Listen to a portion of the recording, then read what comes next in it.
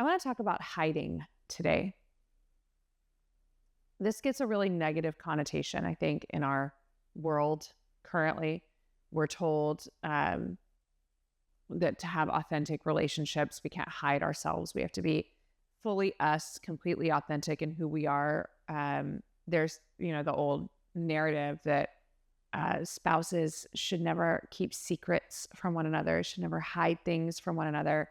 I don't have a spouse, so I won't comment on that, but I do have thoughts. I think sometimes some things are maybe okay to not put out there for the whole entire world to know about.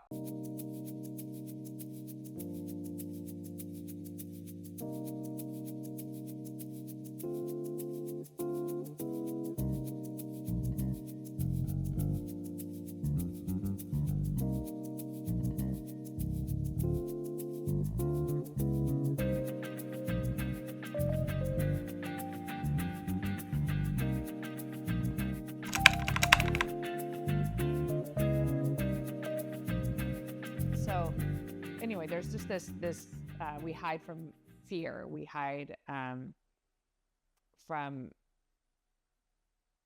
protection, wanting to protect ourselves. And so we isolate or whatever the case may be. There's always this negative association, I think, that comes with hiding, but I don't necessarily think that's biblical.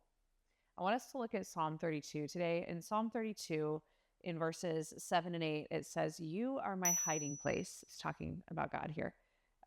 This is one of David's Psalms. "You are my hiding place. You keep me from trouble." That's one sentence. That when we're hidden in God's hiding place, he hides us. That actually prevents us from encountering trouble. And he goes on and says, "You surround me with songs of deliverance." So if we imagine being in a hiding place that the Lord puts us in, then we're protected and he is singing over us in that place. And when you put it that way, hiding doesn't seem all that bad, does it? I can remember being a 13-ish year old girl, 13, 14, in the summer before my freshman year of high school. And I remember us driving my brother. I have an older brother, 4 years older than me. I remember driving him up to college and leaving him there and coming home and sitting in my bedroom and playing the same sad song on repeat for hours, felt like days to me, and just sitting there and hiding in my room. And it wasn't just that I was sad that he was gone. I was sad that my brother was gone, but my whole life, like, I wanted my big brother's approval. I wanted him to think that I was cool, and what he thought was cool, I was going to think was cool also. And it wasn't that I didn't have opinions of my own. I didn't grow up and, have things that I wanted. Like, as a little girl, I would go out and play with my brother and all of the boys in the neighborhood because it was all boys in the neighborhood. And I would be out there dressed in like pink frilly dresses with a toy rifle strapped to my back playing Army. And so it wasn't that I didn't have my own personality. I'm out there with my pink frilly dress on. It wasn't that I didn't have my own opinions about things. I totally did and still do. But it was more so he was like my cool compass. I knew what was cool or what was like trendy or what was whatever because of my brother. And he's artistic and he was, funny and mysterious and the cool guy. And so I kind of used him as that gauge so that I could be mysterious and artsy and funny. Also, just, ahead of my time in middle school. So when he left for college, it was twofold. I was sad because I missed him, but it was also this feeling of like, I have to be my own cool compass now and establish what is trendy and what is cool and what is ahead of the times. And I have to do all of that myself. And I'm woefully ill-equipped for that. And I kind of lost a little bit of my direction. And so I hid for hours every day in that room listening to that same sad song on repeat on my little CD player at 13, 14 years old. I recently also had a conversation with my dad, and we were talking about kind of dreams and goals and things in life. And it was a very beautiful father-daughter conversation. And in that, one of the things that he said to me was, the things that I want that I'm still waiting to see happen, he said, I don't think it's because God's not going to do those things for you. I think he's just hiding you right now. And at once I was totally relieved, because there was always this question of like, is God not doing, am I not doing something? And that's why God hasn't done this yet. Is it something that I need to do? Is it something that I need to figure out? And so I felt relief, because he was like, God's just hiding you in this season right now. So I was like, okay, it's not my responsibility. I don't have to do anything. Great. And then I immediately felt frustrated, because it was like, wait, it's not on me. I can't do anything. I'm stuck here. I can't do anything. And that was a bit frustrating. But then the more I think about it,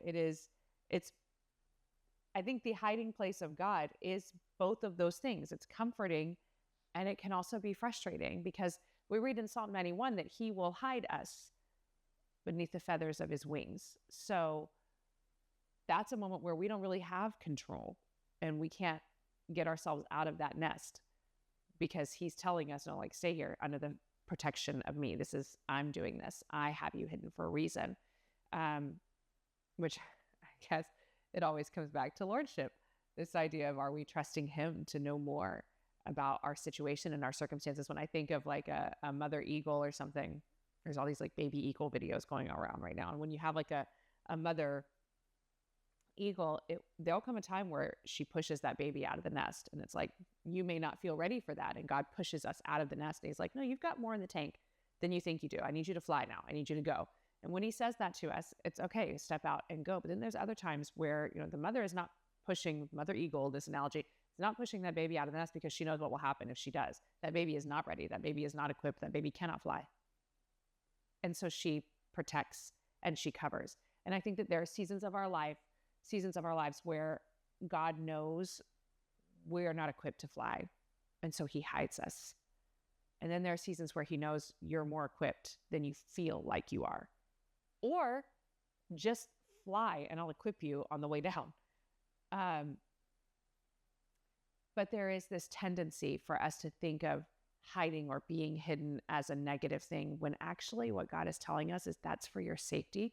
It's for your protection. And it's also a resource. We have the ability to run to that hiding place and to be protected. So when things get overwhelming, when it feels like there's this constant knot in our stomach or anxiety in our chest and we don't know what to do, that we can just kind of go away from all of it and hide ourselves within the presence of God.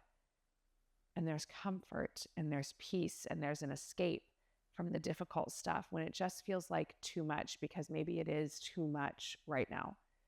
That we have the benefit of a Psalm 32 hiding place.